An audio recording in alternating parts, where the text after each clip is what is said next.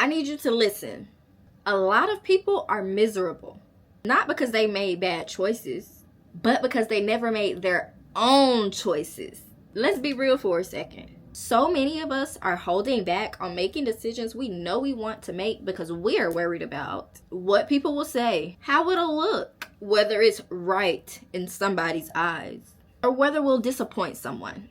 And the crazy part, the same people whose opinion you're living for, they're not even the ones that's going to be there when you're unhappy.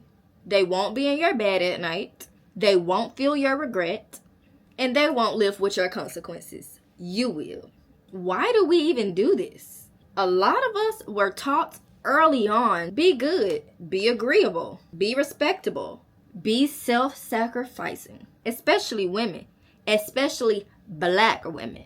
We were taught that being right was better than being fulfilled.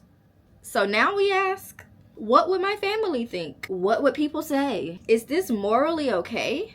Would God be mad at me? And let me be clear. Values matter. God matters. But fear disguised as morality will keep you stuck forever. And some of y'all aren't being guided by God. You're being guided by guilt, fear, and people pleasing. And God doesn't move through fear. Sorry. People's opinions are temporary. Here's the truth nobody likes to say out loud. People's opinions change. People leave. People move on. People disappoint you. But your unhappiness, that unhappiness stays with you. That friend you're worried about losing, they might grow out of you anyway. That family member whose approval you're chasing, they will still have something to say. Even if you do everything right. That partner you're staying with because it looks good, they're not the one carrying your regret. And what hurts people the most is waking up one day and finally realizing, I gave up years of my life trying to make people happy, and they're gone now.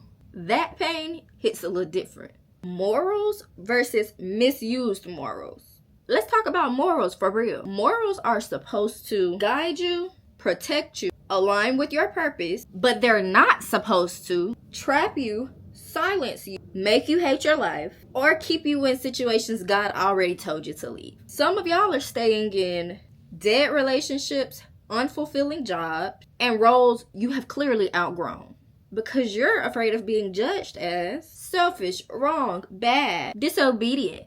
But hear me clearly. God will remove things people tell you to keep. And God will give you things that people told you were wrong. If something is draining you, shrinking you, or stealing your joy, that is not righteousness. That is resistance. The real cost of holding back. Let me ask you something gently, sis. What decision have you been sitting on that you already know the answer to? Is it leaving, starting over, choosing yourself, saying no, disappointing someone, doing what feels right for you? Because every year you delay, resentment grows, confidence shrinks, regret builds. And regret is heavy. Regret sounds like, I wish I would have tried. I stayed way too long. I knew better. And the scariest part, nobody else feels that regret with you. It's only yours.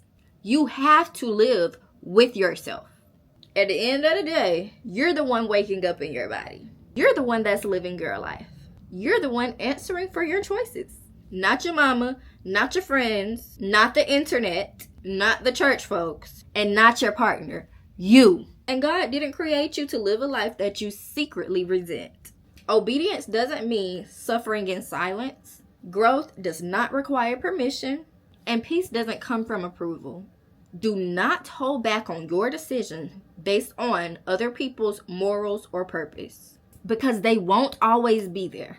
But you will always be stuck to live the life that you chose.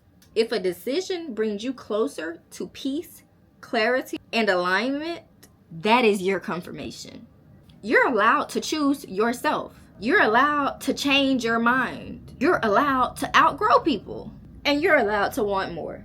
And the people that's meant to stay, they'll adjust. The rest were never meant to decide your life anyway. If this hits you somewhere deep, leave a comment and tell me, what decisions have you been afraid to make? And if you're not ready to say it out loud, just type below, I'm choosing me.